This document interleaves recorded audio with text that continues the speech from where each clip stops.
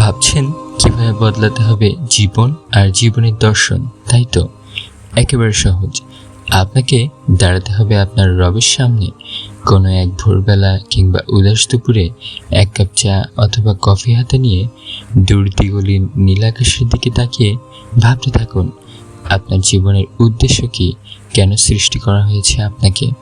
নিজেকে প্রশ্ন করুন, যেভাবে কাটছে আপনার নিত্যকার দিন, যেভাবে ফুরোচ্ছে হায়াতের সময়, আদৌ কি সেভাবে জীবন পার করার কথা?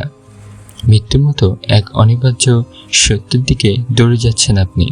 প্রতিদিন একটু একটু করে পৌঁছে যাচ্ছেন সেই অন্তিম মুহূর্তের আরও নিকটে। তবে মৃত্যুই কি আপনার জীবনের পরিসমাপ্তি? এরপর কি আরেকটা জীবন আপনার জন্য অপেক্ষা করে নেই, যে জীবন হবে অনন্ত অসীমের?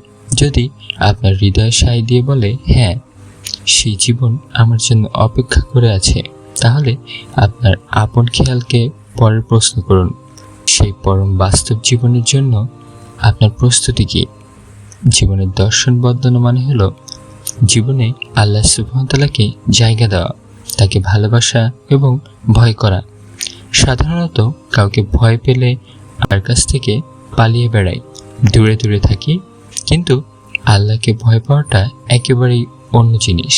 এই ভয় যত বেশি প্রকট হয়, আমরা ততই আল্লাহর কাছাকাছি চলে আসি।